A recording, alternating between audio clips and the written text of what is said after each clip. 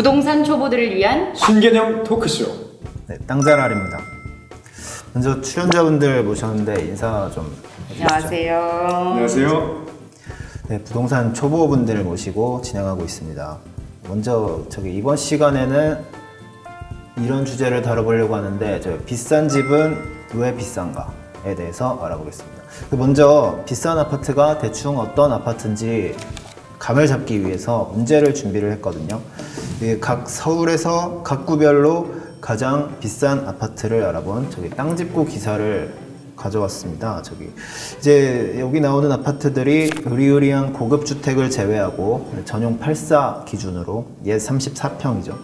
올해 1월부터 8월까지 거래된 실거래가 등록 기준으로 각 구에서 가장 비싼 아파트들 가져온 것인데요. 여기 보기 중에서 한번 비싼 아파트 순서대로 나열해보는 문제거든요. 일단 제일 비싼 아파트 이 중에 어디일까요? 저부터. 네. 저는 왠지 강남구 아니죠. 강남구 압구정동이요. 압구정동. 네, 왠지 압구정이 주는 그런 이미지가 있기 때문에. 저는 송파구 잠실이요. 잠실 비싸죠. 뭐 여기 다 비싸긴 한데 네, 그럴 것 같아요. 네. 근데 1위는 서초구 반포동에 있는 아크로 리버파크 아파트였습니다. 8월에 아크로 리버파크. 네, 8월에 이 아파트 28억 원에 거래가 됐죠. 엄청나죠. 28억? 뭐야? 28만 원만 해서. 그렇죠. 이렇게 되는데 비싼 아파트들 우리 뭔지 알아보자는 내용이잖아요. 네네. 특징이 있다. 딱 보이죠? 강남 3구, 서초, 강남, 송파 이런 순서대로 돼 있습니다. 강남구, 서초구는 각 아파트별로 아파트별로 좀 차이가 있는 거지 두 군데 가격 차이가 그렇게 많진 않다 이렇게 보시면 되거든요. 1위인 아파트부터 한번 다시 보면 서초구 반포동 아크로 리버파크인데 2016년 8월에 입주한 신축 아파트거든요. 잘 못 들어본 사람도 있을 수 있는데 혹시 들어보셨어요? 완전 처음 들어봤어요. 그렇죠. 네. 지은 지도 얼마 안 됐고 아는 사람은 아는 이제 현재 국내에서 가장 비싼 아파트다 이렇게 볼 수 있습니다. 현재 그렇죠. 9호선 신반포역 앞에 있어요. 그리고 바로 새로운 정보. 네, 바로 앞에 한강이 있죠. 1612가구나 되는 대단지. 1612가구. 네. 두 번째는 강남에서 가장 비쌌던 데가 압구정동의 현대 14차로 나왔는데 여기는 1987년에 입주한 여러분들보다 나이가 좀 많죠. 네. 3위는 송파구 잠실동 엘스 아파트였어요. 이 아파트만 5,678가구, 초대단지다. 근데 잠실 가보신 분 알겠지만 이런 아파트들 단지가 몇 개 더 있습니다. 그렇죠. 4위부터 6위는 마포구, 용산구, 광진구에 위치한 아파트들이 자리를 차지를 했네요. 이렇게 대충 이렇게 봤을 때 어떤 아파트가 비싸다 이렇게 얘기를 할 수 있을 것 같은데 딱 하나를 먼저 꼽아본다면 일단 그냥 강남역 근처 그렇죠? 아파트. 주변에 뭐가 많아서? 근데 비슷한 얘기지만 제가 생각했었던 답은 입지. 위치가 어디냐는 거죠. 부동산은 누가 그래도 입지가 가장 중요하다. 이거는 상식입니다.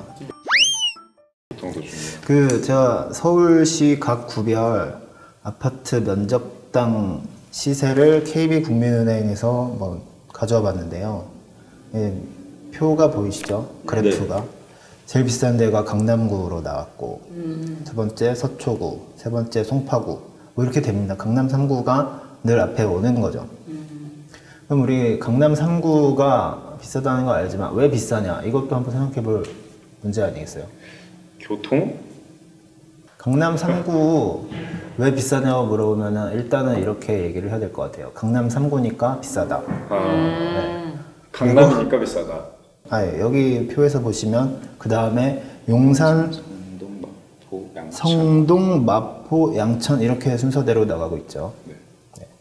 이렇게 봤을 때 우리나라에서 강남 3구가 비싼 이유는 강남 3구이기 때문이다. 그리고 나머지 지역이 비싼 이유는 강남 3구랑 가까워서다. 이렇게까지 얘기를 하는 게 네, 절대적이네요. 맞는 얘기입니다. 이 강남 접근성으로 차이가 나는 것을 일기 신도시들 가격을 보면은 좀 알 수가 있는데, 일기 신도시라고 하면은 1989년부터 개발된 신도시들이죠. 5곳을 말한다고 하는데, 성남시 분당, 고양 일산, 부천 중동, 안양 평촌, 군포 3본 이 5군데를 말한다고 하죠.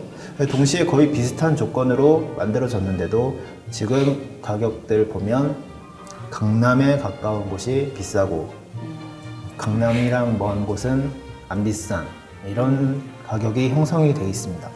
강남은 왜 비쌀까? 여러 가지 이론이 있어서 소개를 시켜드리려고 하는데, 먼저 얘기하는 거 학군이죠. 아무래도 강남 학군. 네. 그 자녀가 없으신 분들은 체감이 안 될 수도 있는데, 아이들 키우다가 교육 환경 때문에 어떻게든 강남으로 가겠다 하면서 이사를 하시는 분들이 과거에도 많고 요즘도 많다고 하죠. 근데 뭐 학군만으로 설명이 되느냐? 아까 비슷한 말씀하셨지만은 그건 또 아니다. 왜냐하면 학군 좋은 다른 동네들도 좀 있잖아요. 강남만큼 비싸지 않습니다. 가격 차이 많이 나죠. 그 두 번째로 얘기해 볼 수 있는 게 아까 말씀하셨던 교통이에요. 교통 편의성이죠. 예. 여기 지도가 있는데 강남의 위성 지도거든요. 이 바둑판식으로 반듯반듯한 도로. 아, 지하철도 그렇죠. 지하철도 이렇게 마치 이제 바둑판 그려놓은 것처럼 이용하기가 편하다는 겁니다. 깔끔하네요. 네. 아, 그 교통 다음으로는 또 일자리 요인이 있거든요. 강남 일대 보시면 우리나라에서 가장 큰 업무지구가 형성이 돼 있죠. 서울에서 3대 업무지구라고 하는 곳이 있는데, 강남 쪽하고 그 테헤란로 주변이죠. 강남, 그리고 중구 종로 쪽에 도심권 업무지구라고 하는 곳, 그리고 여의도, 이 세 군데로 나눠져 있습니다.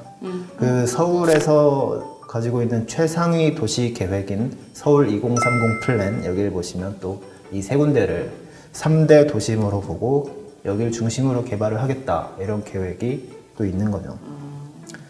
뭐 교통, 학군, 일자리 있지만 또 가장 중요한 이유는 또 다른 거라고 저는 생각을 하거든요.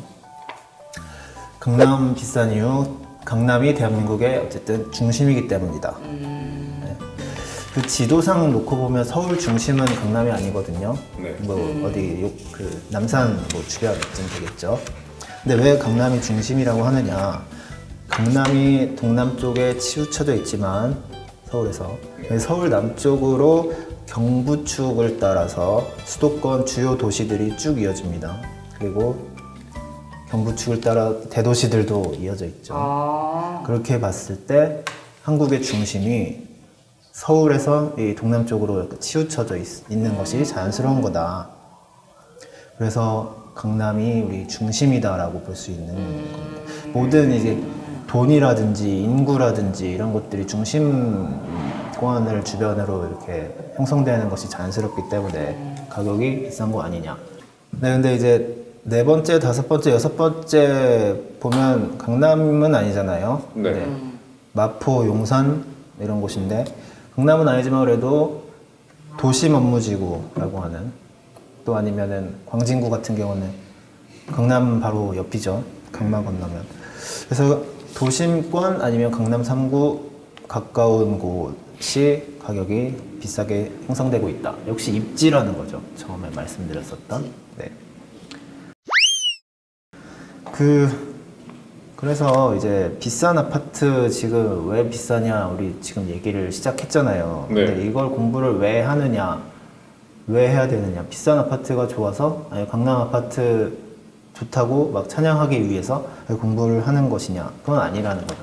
왜 알아봐야 될 거라고 생각을 하시나요? 우리한테 무슨 도움이 될까? 비싼 아파트 왜 비싼지를 공부하면 우리한테 무슨 도움이 될까? 다른 집들도 그걸 공부하는 걸 바탕으로 앞으로 가격이 오르거나 떨어질 거나 이런 것도 알아볼 수 있고 그럴 것 같아요. 뭔가 좀 그런 계한이 생긴다고 해야 되나? 대원을 본 것 같은데. 전혀 그렇지 않습니다. 당황스럽네요. 뭔가 그냥 항상 궁금했거든요. 강남이 그렇게 비싼데 그러면 그냥 제가 만약에 집을 산다면은 근처에 그냥 좀 더 싼데 사당 같은 데 사서 그렇죠. 그냥 전철 타고 10분, 20분이면 가니까요. 네. 근데 왜 거기 살까 항상 궁금했었는데 네. 일단 궁금증을 해결할 수 있는 부분에서 되게 저는 맞습니다. 근데 궁금증 해결보다 실제로 도움이 되는 게 뭐냐면은 이제 우리 비싼 아파트들 왜 비싼지를 알아보면은 우리가 또 집을 봤을 때 아, 저 집은 비쌀 이유가 있어서 비싸구나. 아니면 저 집은 좀 비쌀 이유가 없어서 비싸지 않구나. 이런 것부터 해가지고 이제 저 집은 아, 비쌀 이유가 없는데 가격이 비싸네. 저 집은 이제 가격이 좀 떨어지지 않을까? 아니면 반대로 아, 저기 비싸야 될 것 같은 요인들을 갖추고 있는데 싸단 말이야. 아, 저 집이 이제 앞으로 가격이 오르지 않을까? 이런 통찰력을 좀 얻을 수가 있는 거죠. 근데 우리 또 이제 자꾸 집값 얘기를 자꾸 하다 보니까 좀 오해를 할 수 있는데 말씀드린 거 첫 시간에 제가 아마 이런 말씀 드렸을 거예요. 집을 사서 우리 돈 벌자고 이거 하는 거 아니다. 네? 우리 부동산 특히 집에 대해서 초보분들 모아놓고 공부를 하는 이유. 그때 뭐라 그랬었나요? 나한테 맞는 집, 나의 뭐 직장의 위치라든지 아니면 내 소득 수준이라든지 이런 걸 맞춰서 가장 적당한 집을 우리 잘 선택해보자. 꼭 사지 않더라도 말이죠. 맞습니다. 정할 수 있는 방법을 배우는 왜냐면 우리한테 맞는 이 집의 위치라든지 주거 뭐 형태라든지 이런 거를 공부를 해서 우리가 좀 행복한 주거 생활을 하자. 이게 우리 공부하는 이유다.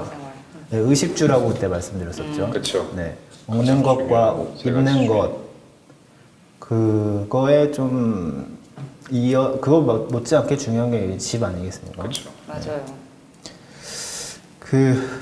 그래서 이제 정리를 하면 우리 비싼 아파트가 왜 비싼가 공부하자는 것은 이 집을 고를 때 중요한 요소가 뭔지 알자 하는 것이고 기준을 세우기 그렇죠. 위해서 우리가 뭘 가지고 집의 위치라든지 이런 걸 선택을 해야 되느냐.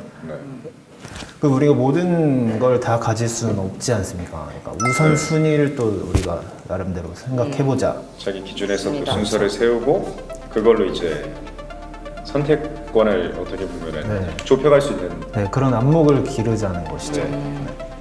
그래서 다음 시간에는 이제 입지 외에도 집값에 영향을 미치는 요인들 계속해서 공부해 보도록 하겠습니다.